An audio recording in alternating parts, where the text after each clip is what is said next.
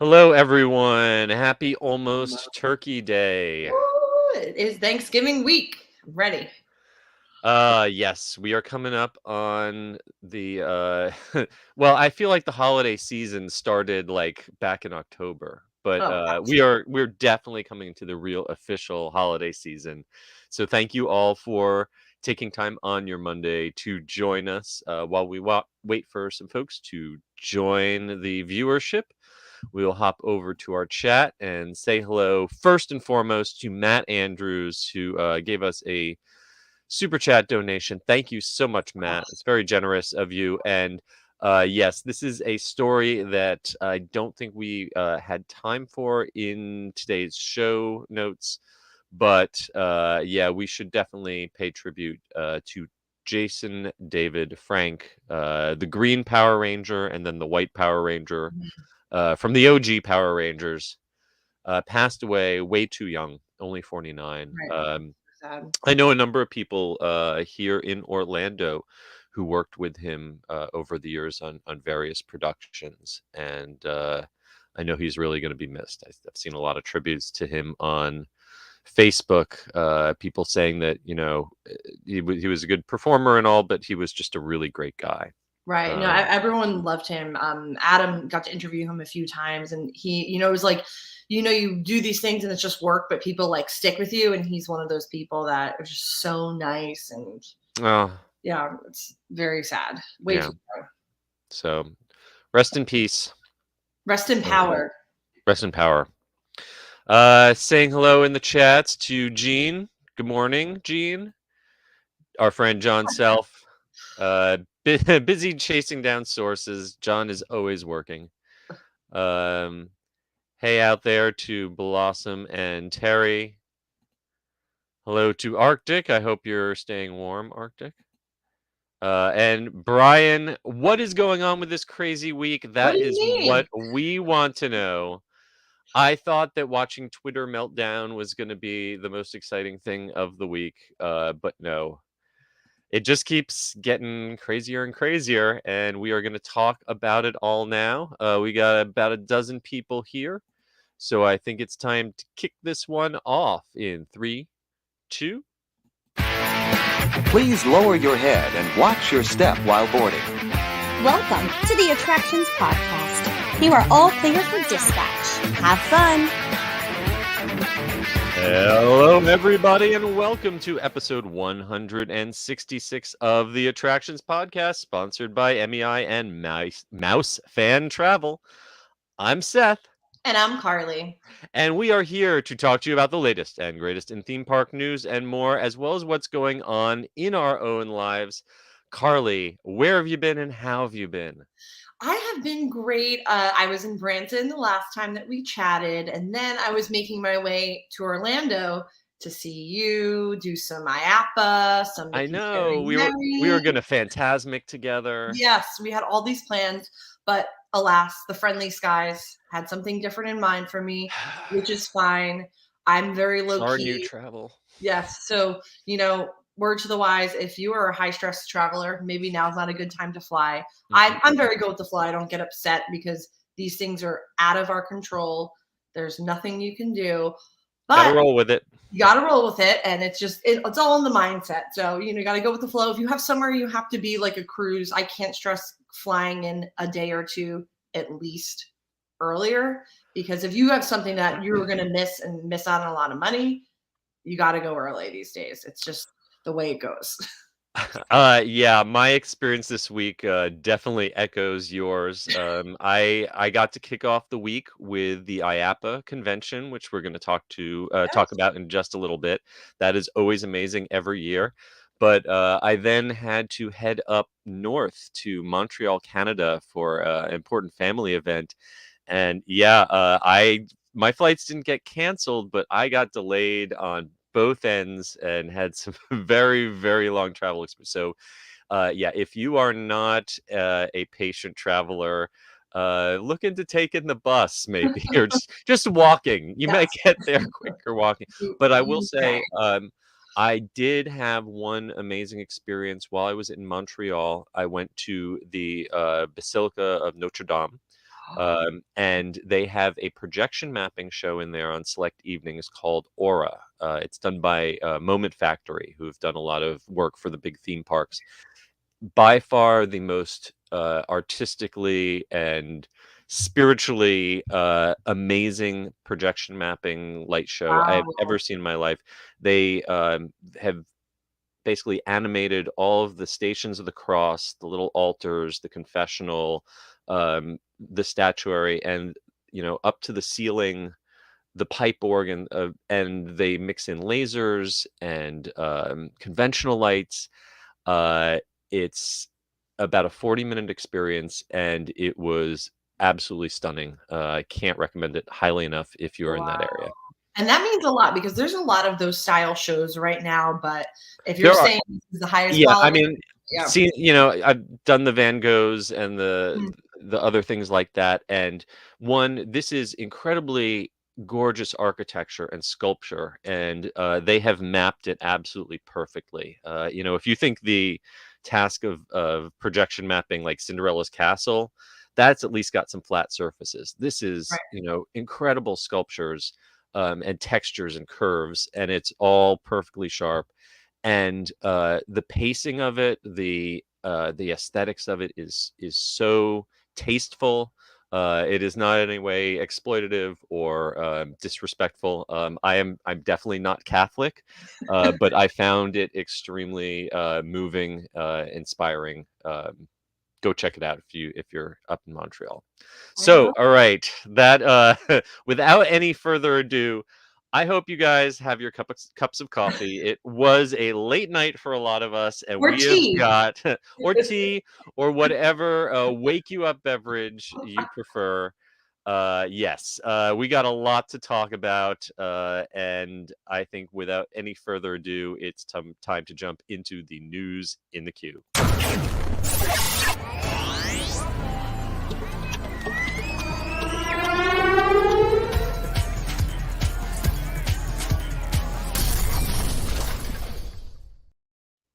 All right, we're going to start off with a little bit of happy, completely Yes. drama-free news.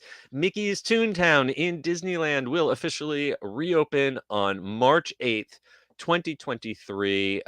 It's I think exactly 1 year after it closed, which makes me wonder why Epcot's taken so long when they can knock this out. But in addition to Mickey and Minnie's Runaway Railway, which is going to open more than a month earlier on January 27th, on March 8th, you're going to be able to enjoy the reimagined Donald's Boat, Goofy's Playhouse, and the Chippendale Gadget Coaster.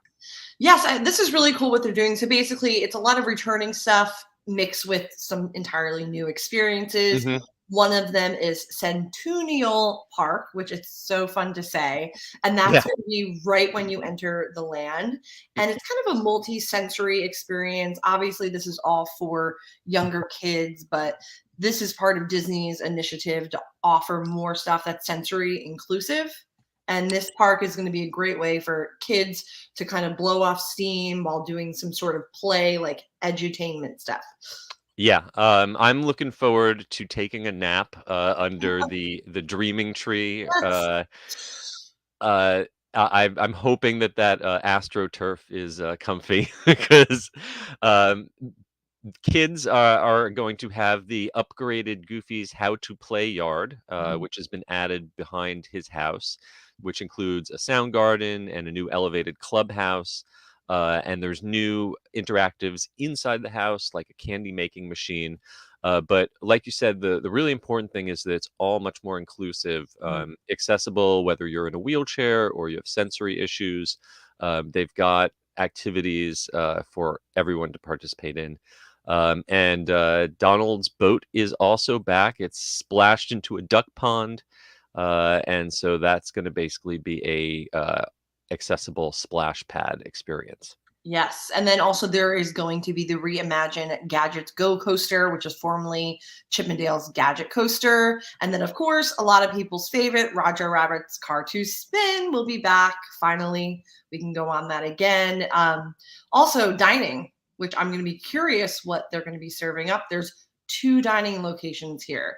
One is Cafe Daisy, which is going to be a quick service diner style classics, they're saying. So maybe like a Reuben or something.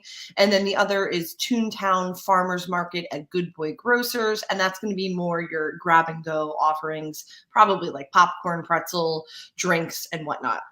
Yeah, so it used to be that Toontown kind of had like a little outdoor food court where there were 3 windows. One was for Daisy, one was for Pluto, and one was for Clarabelle. And it sold basically the most mediocre pizza and hot dogs that you could find anywhere on Disney property. So it looks like they're kind of combining those and hopefully upgrading the quality of the food a little bit more, especially if people are going to be heading, Roger Rabbit's always been a popular Right. ride.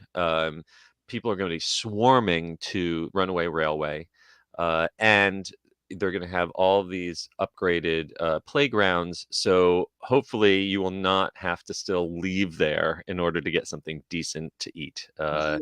I have yeah. high hopes because quick service at Disneyland is chef kiss. Yes. best.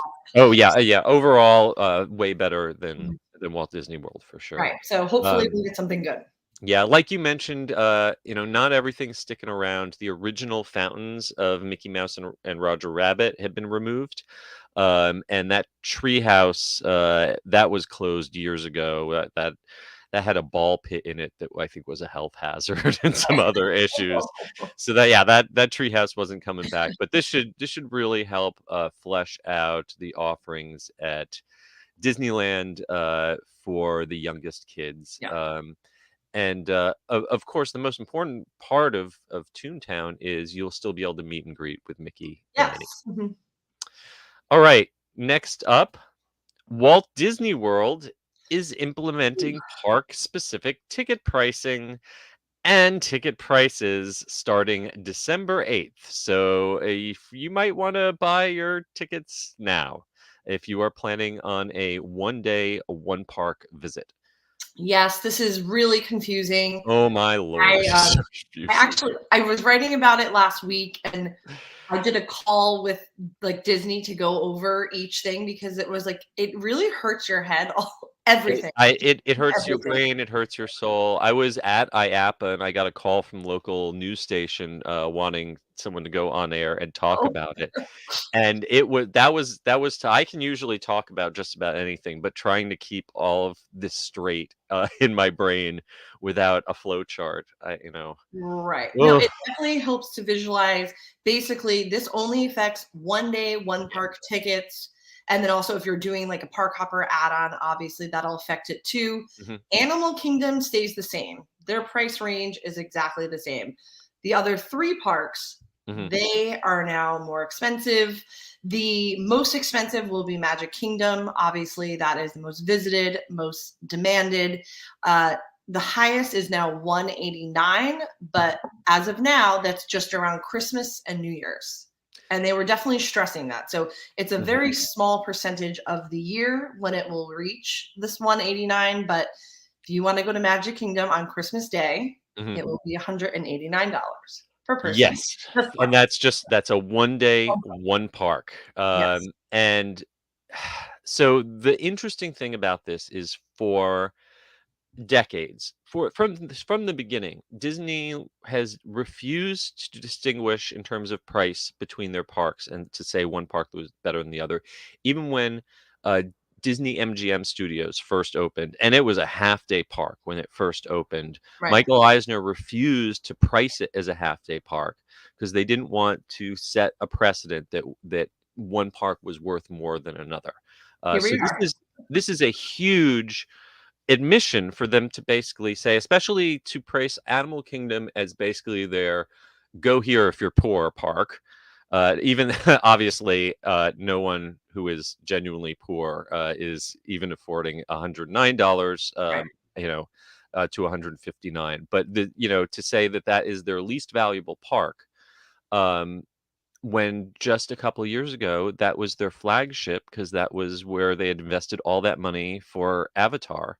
There was a time when Animal Kingdom was right behind Magic Kingdom in terms of attendance, and now You can obviously see Animal Kingdom's kind of the bottom of their barrel.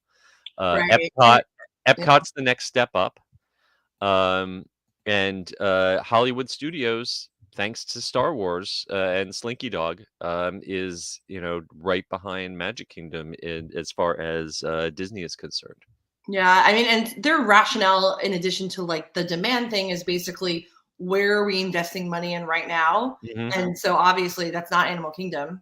Avatar has been Mhm. there, done that. All the other parks they're investing in. So I guess that makes sense. But yeah, it's another complicated thing to add to your planning Yeah. list. I will say the one smart element of this that they probably should have implemented from the start, without having to change the pricing tiers, is that when you buy one of these one-day, one-park tickets, you now automatically have a reservation. Mm. It was way too easy for guests who did not understand the reservation system to buy a one-day, one-park ticket and then show up at the gate not realizing that they only had a ticket and not a reservation. A lot of 1000%. I got messages all the time from like distant friends, Yeah. they're like, I just showed up at Magic Kingdom. My daughter's in a princess dress, but we didn't make a reservation. What can I do? And the answer is nothing, you know? No. No, I've No. got, my cousin is, in town right now, and my mom wanted to, come up from South Florida and see her and, uh, sorry, Yeah. you can go to Epcot, but, we're all going to Hollywood Studios, and there's nothing for Hollywood Right. Studios, so Or sorry, you just go can't. to Universal. That's what I told people. Just go see Um, so yes, I think that making this so that the purchase of a one-day, one park is automatically tied to a reservation will alleviate some problems at guest services. But I think the number one thing that this is telling us is that they don't really want one day, one park people anymore. They want to make it as challenging and complicated and confusing as possible for one day, one park guests because those are not particularly valuable guests. They want people who are buying a 5-day, a 7-day, a 10-day ticket, and staying on site, hopefully. Absolutely. I mean, because Not you're assuming the one day, one park person is staying somewhere else. they're assuming They're that they're at Airbnb, they're at Universal. money. Yeah. Yep. Yep. In addition, they've also announced that the pricing of the Park Hopper add-on and Park Hopper Plus will be updated on December 8th without announcing what that update is. If you would like to guess whether that pricing update will go up or down, yeah, we'll take bets on that right now. And annual passes, in the most ironic announcement of all, annual passes that you're not allowed to buy are now more expensive. Yes, I think finally so I have obviously the highest level because I'm like, maybe I want to go on Thanksgiving or Christmas, even though I never do. But now that pass is going up, I believe, $100. So I think when I renew, I might be bumping down one because I it is getting very expensive. even doing this professionally, I could not justify spending the extra money just to get that extra like week and a half of Right. the year, because it's the week and a half that I do not want to be in the parks. Absolutely. You And know, the price jump is significant. I think oh it's like yes, $400. absolutely, Yeah, absolutely. it comes down Um, to payments over 100 a month, which is a lot. But no, you can't get a new pass. But if you have a pass, hold on yeah. to it for dear life because Yeah, so basically, they bumped up the pricing for the Pirate Sorcerer and Incredi passes between $43 and $100, which is completely irrelevant because you can't buy one. The only pass that you can buy is the Pixie Dust Pass, which is the low-level pass for Florida residents. So yes, if you've currently got a pass, make sure you renew that within your 30-day renewal window because if not, you have no idea when you're be able to buy one again. right. And as we saw with Disneyland, they went back on sale and those passes were already unavailable Oh within my, it 4 was 24 hours. Yes, not even 24 hours. hours. Yeah, high demand. I wonder maybe if Ticketmaster got into the Oh business God. of selling Disney. Wait, That was just some we're gonna have Swifties yelling at us. crazy thing this week. I mean, Oh something my is God. going on. We could do a whole nother podcast on that. I know plenty of people who are tragic about that. Okay. Moving on. Obviously, if you want information about Disney annual passes, head on over to DisneyWorld.com. But in other Disney news, something else that I'd heard whispers of and thought, nah, that's too crazy to be true. Right. Disney Cruise Line, for the first time, instead of building a custom ship from scratch for themselves, have purchased the half-built ship of what was supposed to be the largest ship in the world. The Global Dream, which was under construction at the Meyer Werft shipyard. There's a bankruptcy, and they have just acquired a new ship that is going to be transformed into a Disney ship and set sail in 2025. This was very shocking amongst the other many, many shocking news I this could have week. seen a Carnival or a Royal Caribbean, but Disney is always prided themselves on their ships are bespoke and they're, designed very carefully from the rivet, from the ground up or the water up. And for them to buy someone else's, it's kind of like buying a house and flipping it. I expect to see this on HGTV. Right. Yeah, this was shocking. I mean, like you said, will this tarnish the DCL brand? Because I love Disney cruises. They are magical. It's everything. So my one hope is this was supposed to be really a show-stopping ship. So maybe what they have is already pretty damn cool. Yeah. Well, this was, planned to be not just another ship. This Right. was uh, set to be the largest cruise ship by passenger volume in the world.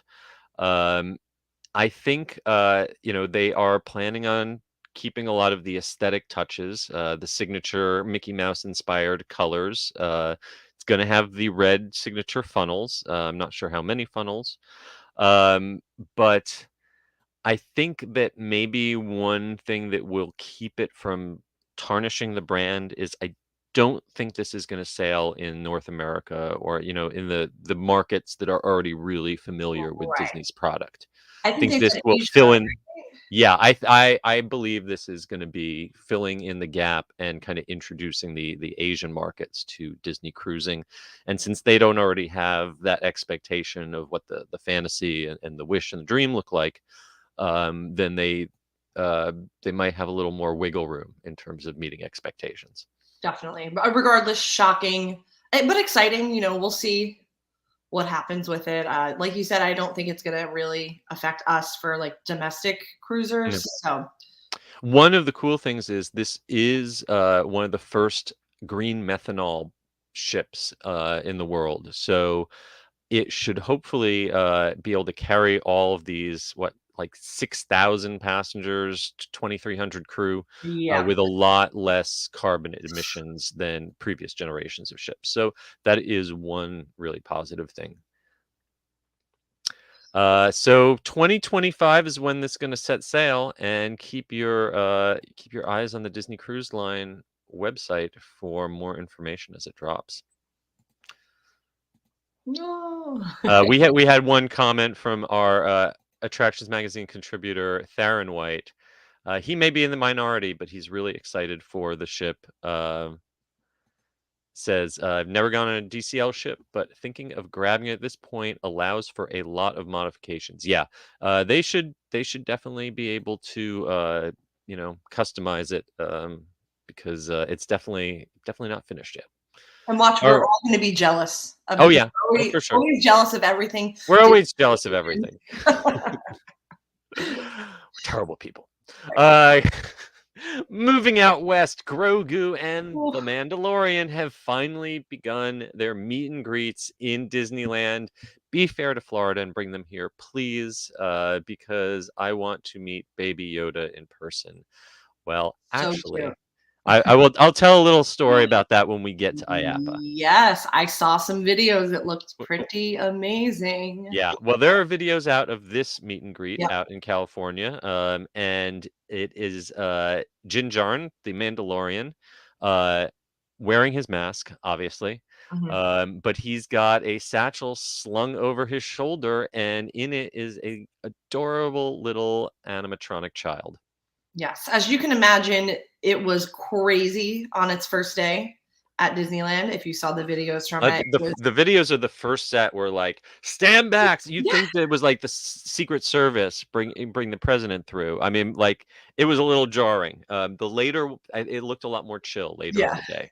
So I can only imagine what it will be like at Disney World because we are like unhinged compared to the Disneyland crowd. So I feel Oh like yeah, yeah, that's yeah, gonna be he's for gonna have sure. to be on a stage or something. But it's adorable. It's everything we imagined it to be. I saw it from afar at D23, which cannot do it justice Mhm. compared to seeing it up close. Yeah, I will say that the footage I've seen from California looks much better than what they showed off at the convention. Right. Hmm. Um, the uh, the first appearance was on November 17th and officially started November 18th. Check your Disneyland Park app.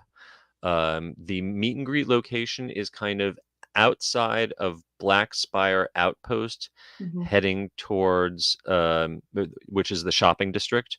Sort of in between there and Rise of the Resistance. There's a little kind of cul-de-sac.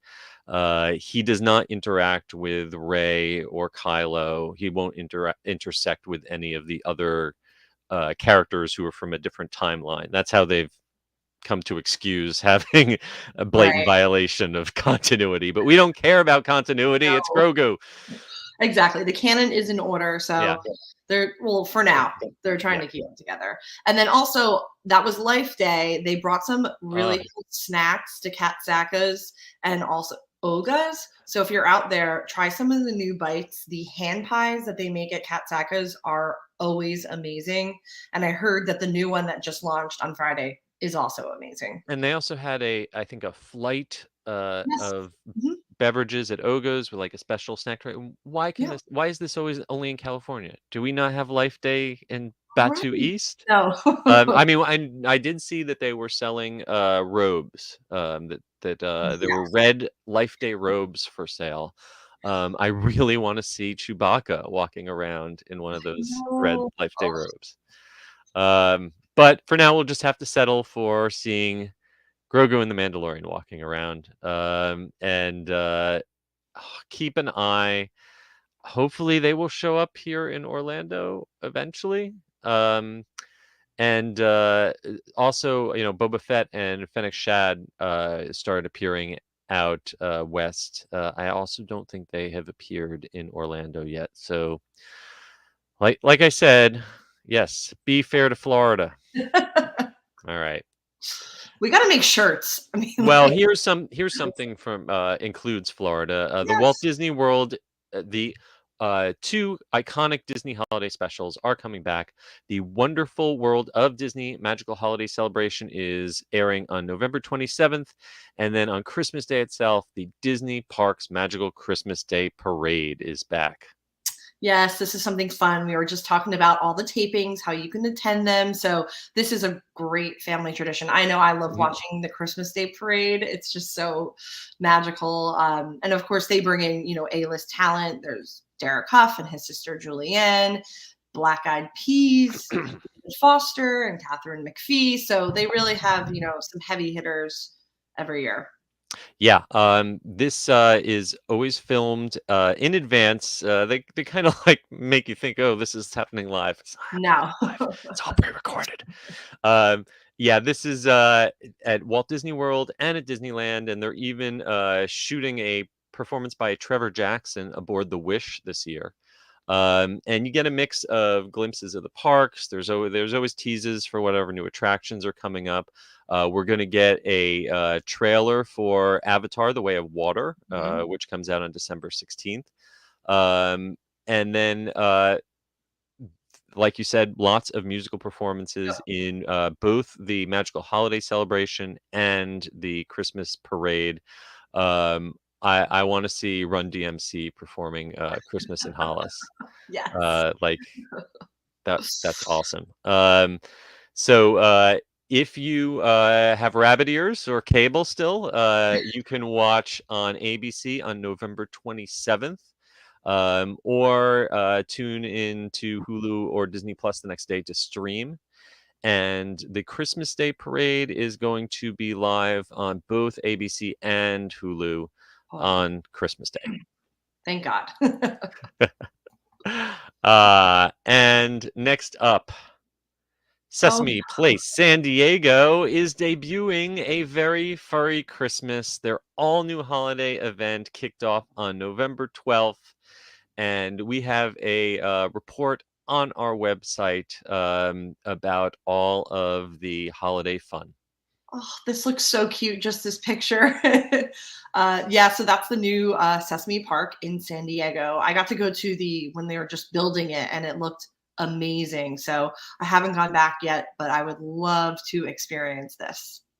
Yeah, so all of your friends from Sesame Street, Big Bird, Oscar the Grouch, Elmo, they are joining together, and Cookie Claus, um, he is packing in the crowds because everyone wants to meet him. I There's want to go to Elmo's Christmas Wish. Yes, that's a live musical with Elmo and Cookie Monster, Grover, Zoe, and Rosita. And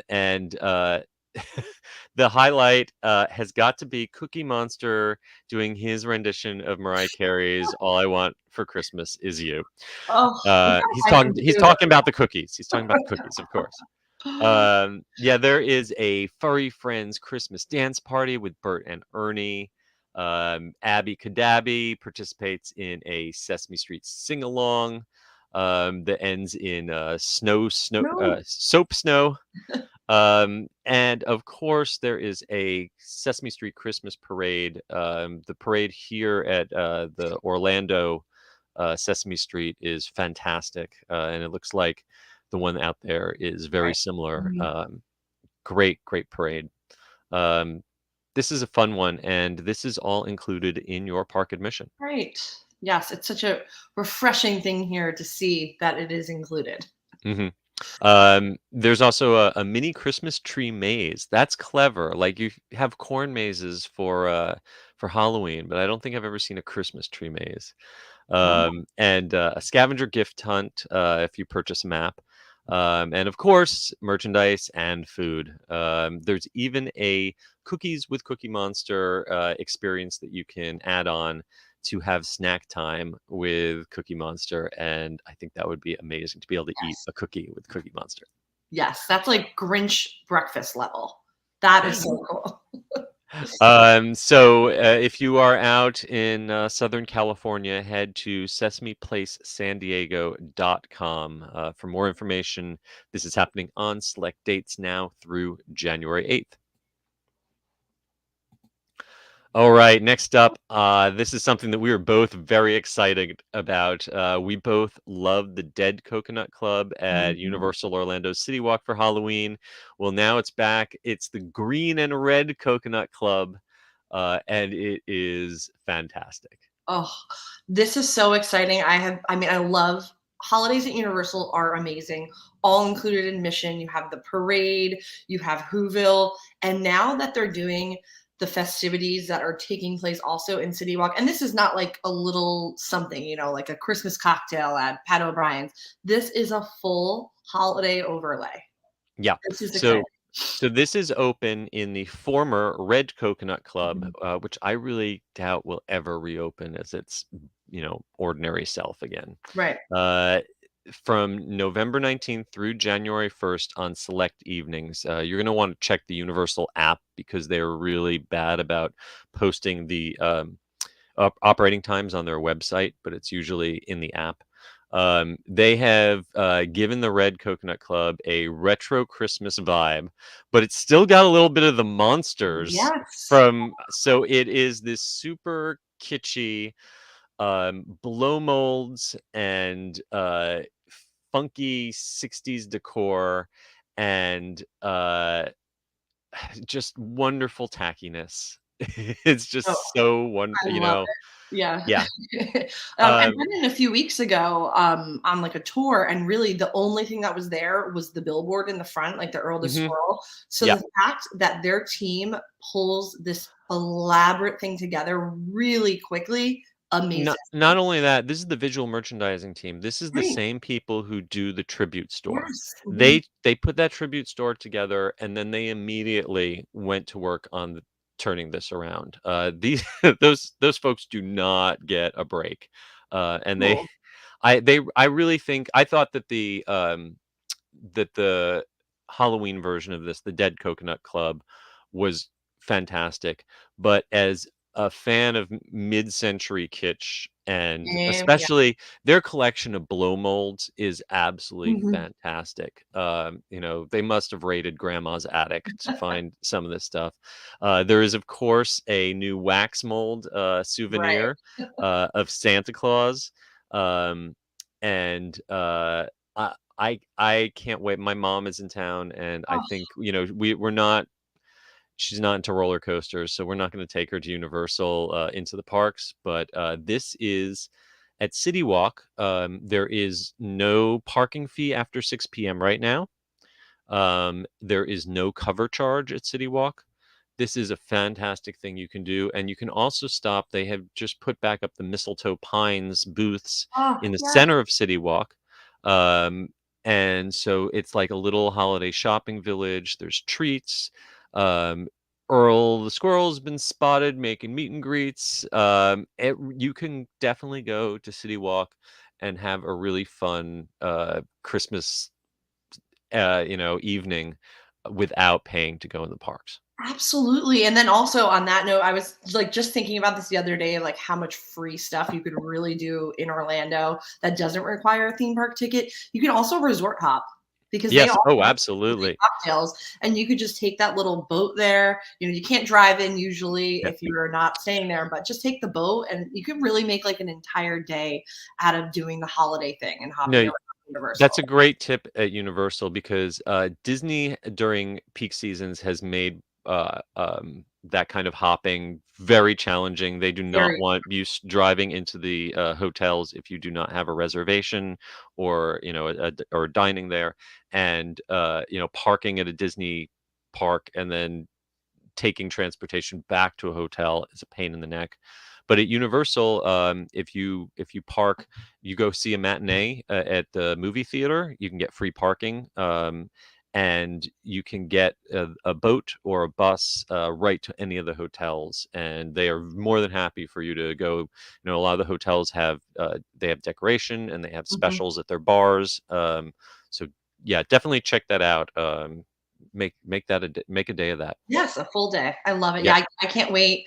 I'm gonna be coming in a few weeks, so hopefully you'll meet me for And our friend John says the rumor is, and his rumors are usually pretty good.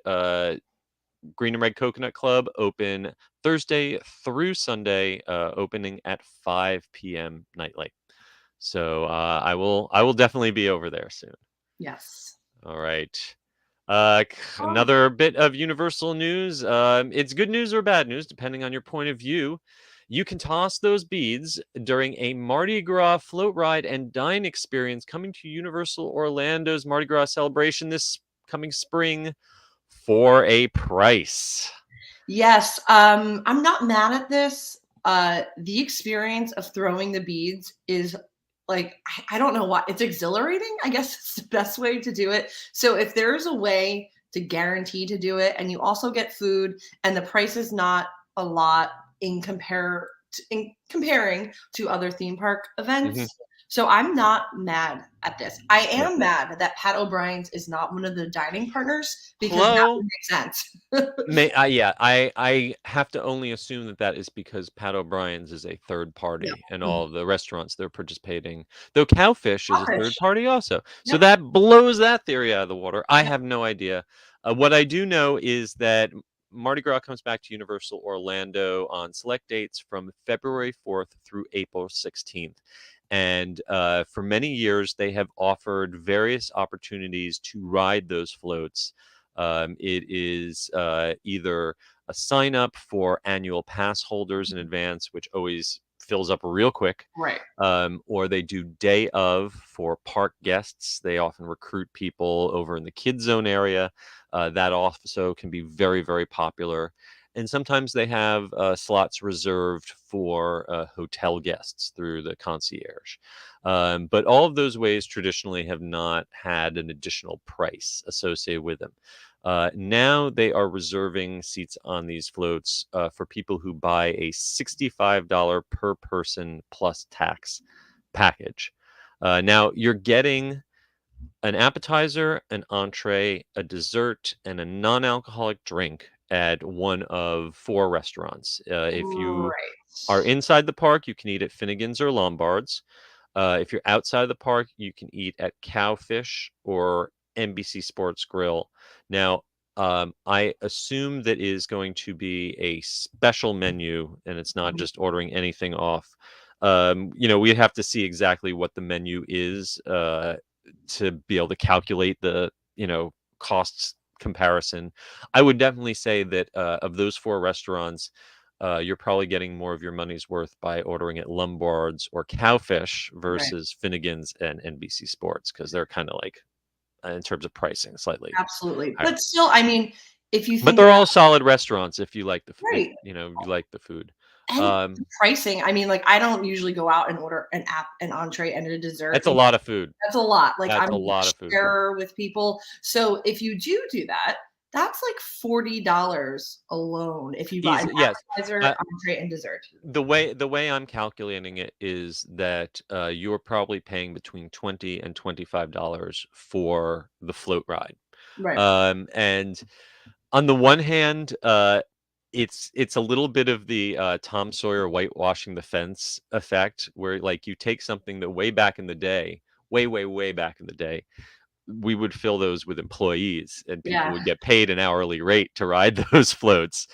And then we'd figured out that people would be so excited to do it, they'd Me. not only do it for free, but they'll pay to do it. I'm that person. So yeah, It's it so is fun. a blast. Yeah. I've done it 3 or 4 times over the years. And it is really entertaining. Right. It's And a they make totally different a whole thing out perspective. of it. Yes. And you If get you've to never ridden in a parade, right. it's Do it. um If you want to guarantee, because I think they're still going to do that link where APs have to go in and sign on, and it's just going to be yeah, limited spots. I feel like everyone should do this once, and for yeah. this price, go have like a real big meal. Don't eat that day, and then you can work it off because your arm will hurt when you're throwing those beads. You do get, if you're an annual or seasonal pass holder, you get your 15% Oh, discount. that's good. At which, compare this to, say, a Eat to the Beat package at Epcot. All of those packages at Epcot are more expensive. You are not getting as much food, I don't think. I don't think those Epcot packages are 3 courses like that. Yeah, Um, and you're really and getting a reserved and you're seat. just getting a seat, Right. but there's plenty of other ways of getting a seat. Mhm. The Mardi Gras parade floats are really a hot commodity, and being able to secure one, know that you have it without having to deal with, they've been doing the recruiting through the app, and the last couple times I've tried to do it's available for such a brief period of time for free in the app, and that was before they were reserving some. Hopefully, there will still be some available for free. I I think hope that they still do have some annual pass holder opportunities and some day guest opportunities. So we'll see. We'll see. John Self had a good point. Maybe Pat O'Brien's does not participate because they open too late. They don't start serving. They're not serving lunch right now. Pat O'Brien's is so. only serving dinner, and you would have to. I guess this is not. You wouldn't have to do this for dinner. You would have to eat this as lunch in order to make it to the parade on time. Interesting. Fair Yeah. point. But still, they should have figured out something because I love Pat O'Brien's Yeah. and no brainer. All right, and our final piece of news in the queue before we get onto the big story. Oh What my are you gosh. talking about? Well, this was going to be our big story, which is IAAPA. If you don't know, IAAPA is the International Association of Amusement Parks and Attractions, uh, and it is every just before the week before Thanksgiving every year. They have their big annual North American convention at the Orange County Convention Center in Orlando. And normally I would say we could talk about this for an hour. This was supposed to be our big story this week, but no, we've got something even bigger to talk about. So we will touch briefly on some of the highlights of IAAPA. A lot of stuff gets shown off at IAAPA. If you've never read about it or been to one, the thing you need to know is Disney does not have a booth on the floor. Universal does not have a booth on the floor. Those two big guys do not talk about what they're doing. But a lot of the companies that build stuff for Disney and Universal are on the floor. And the SeaWorld parks, the Six Flags parks, they often make big presentations. So we now know what the roller coasters that are coming to SeaWorld and Busch Gardens look like. We got a look at some cool new motion simulators, ton of VR.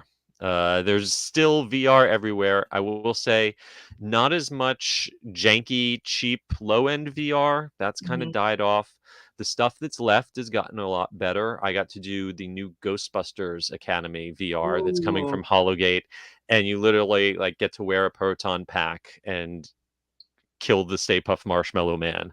That was pretty cool. We get to see ride vehicles are a lot of ride vehicles. Yes, that I like to see, which a lot of people also enjoy. I mean, this is not going deep into like the nerdy side of this whole world, but just for the reveal of the ride vehicles, and we got Pipeline from SeaWorld Orlando. Pipeline. I feel a little better about Pipeline because when they pulled the big sheet off, I could see how the whole thing kind of like bounces up and down a little. I'm like, all right, so maybe I'll be able to stand this at least once or twice. I don't feel better, but it does look cool. Hershey Park, Wildcats Revenge. Yes, it's got this insane on the front of it.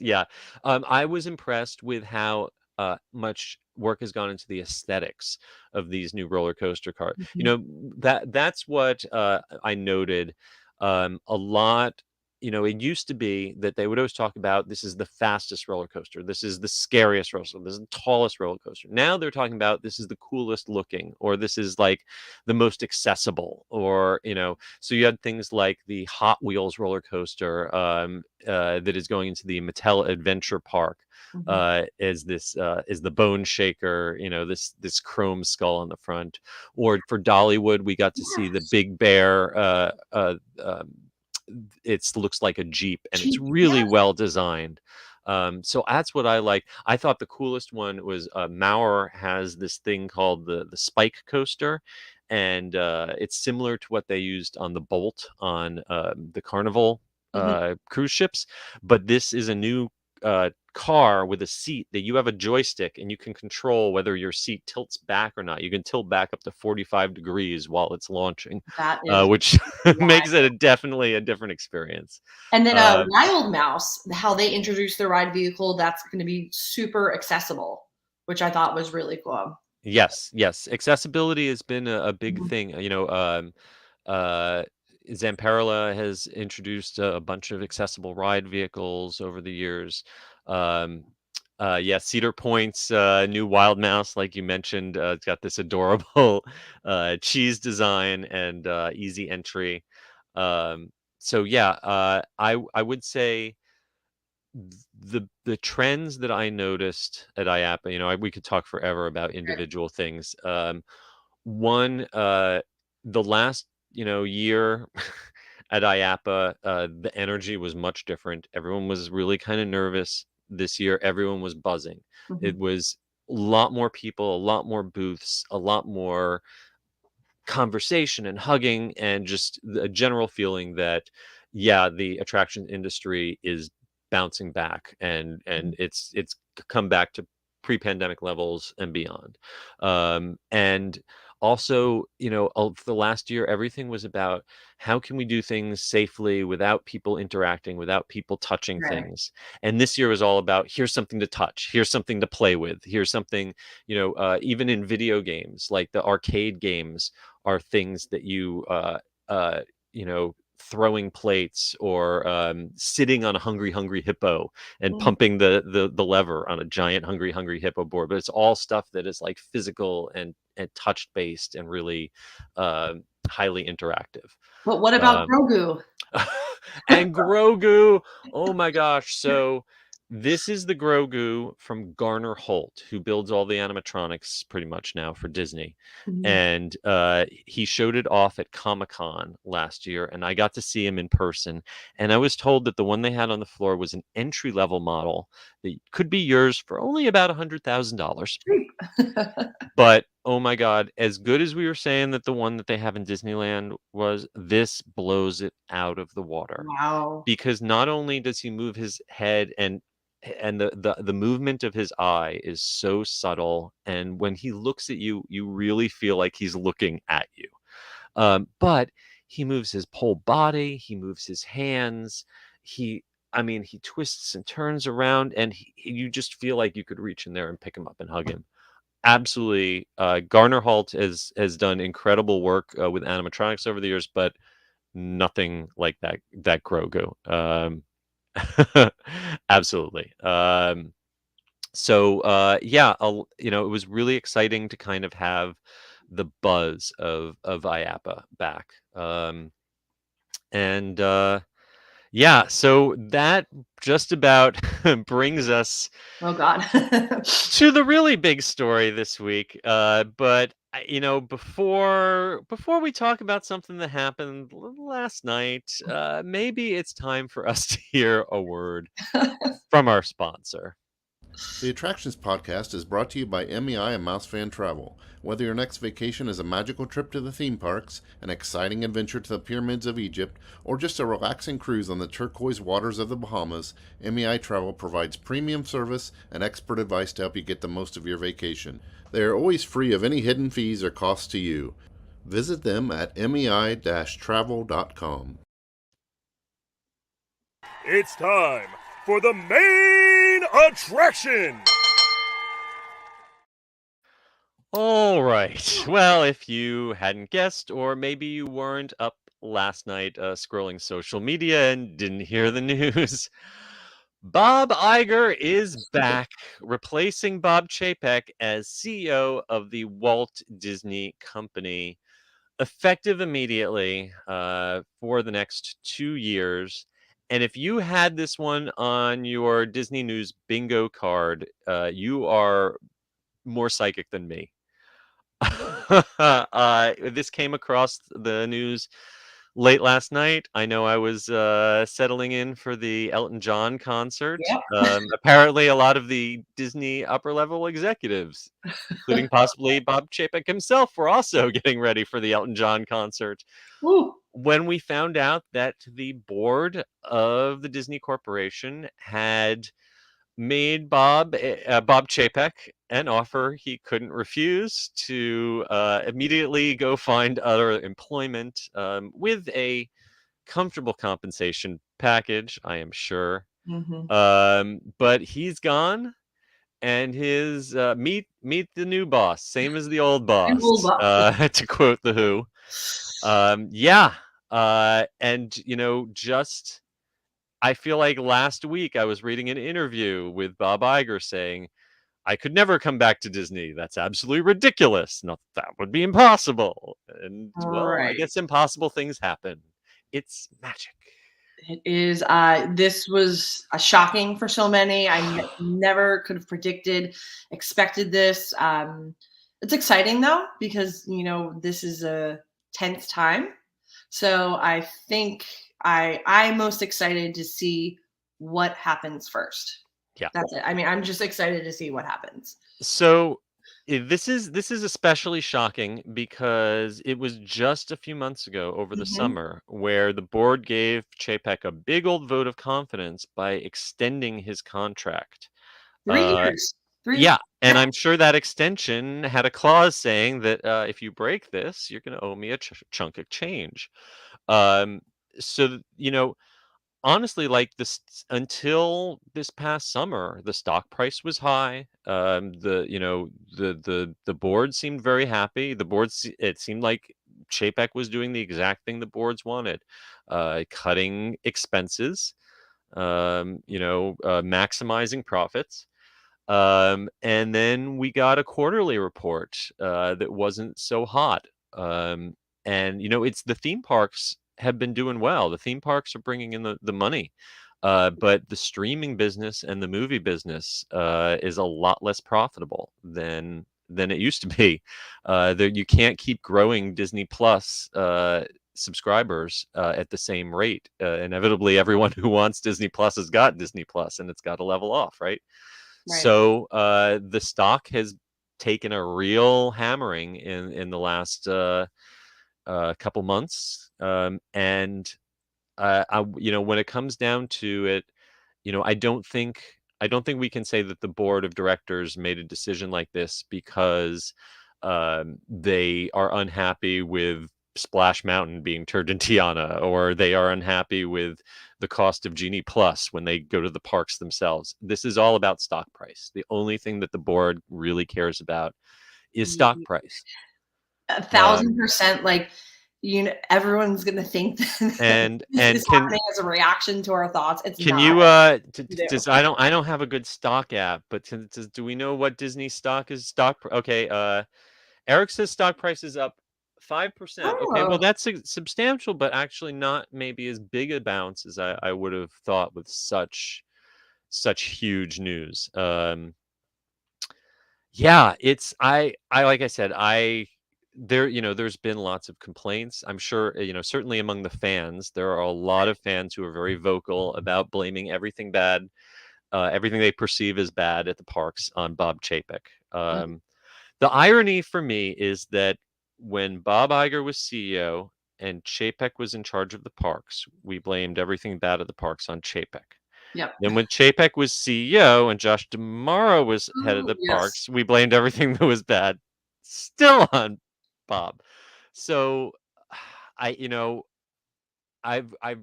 heard some people saying, "Oh, well, this will let Josh really be himself now. Josh will now be able to fix things."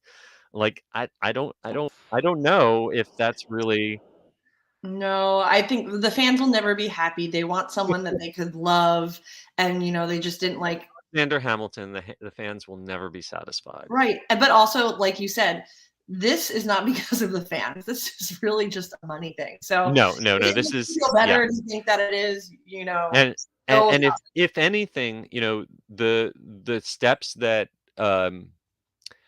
most of the steps that people really don't like, changes that have been made in the parks in the last couple of years, are things that were developed under Bob Iger in the first place.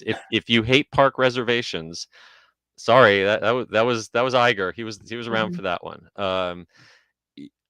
I will say there are a few ways in which I do think that there's reason to be optimistic.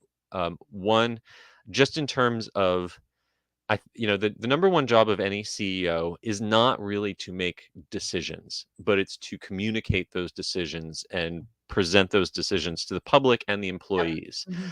And Chapek was never good at Being a talking to figurehead, yeah. human beings. Right.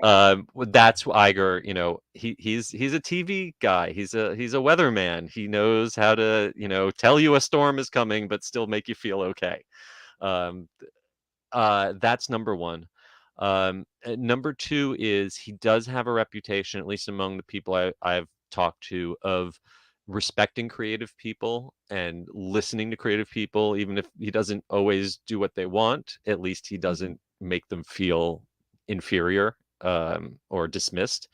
Right. And number three, if you are progressive in your politics, there's no doubt that Iger was a lot more concerned with, like, promoting the rights of LGBTQ plus cast members and other issues like that. Whereas Chapek was just like, I'm going to stay quiet as long as I can until this all blows up. Right. I mean, he was just like a textbook, like character in a movie businessman, and to work with a He needed a monocle. right, like a company with feelings and emotions and nostalgia. It just, it didn't sit right Yeah. with a lot of people. He felt like soulless at times. So who knows? Yeah. And honestly, I mean, when it comes down to like nuts and bolts, I wouldn't expect a lot to change. They're not going to roll back prices. They're not going to say, "Oh, we're getting rid of individual lightning lanes." Or no, it's this stuff. They might tweak it and fiddle with it, but you're not going to see him suddenly reversing major changes. Right. I know. I saw a lot of people like, "Oh, the vacation planning is gonna be so much easier." I'm like, nothing's really gonna change. It's never gonna be easy to visit. My favorite was people saying, "Oh, maybe they'll open Tron today now." I was like, sorry, no, that's not happening. Still gotta wait for Tron. Yeah. So, I for those, first of all, for those people whose livelihoods are directly affected by this, I hope it is all positive for you. I think the buzz I hear is that cast members have had low morale lately, and at least initially, this seems like something that could at least make them feel a little better, even if it isn't changing their day-to-day lives. That at least it might change the vibe. Agreed. Yeah. I mean, that's the cast members are the magic for that's what Disney's bread and butter of their brand is. And, you could definitely feel a shift in recent years. So if this thing makes some cosmetic changes, that is great. Yeah. And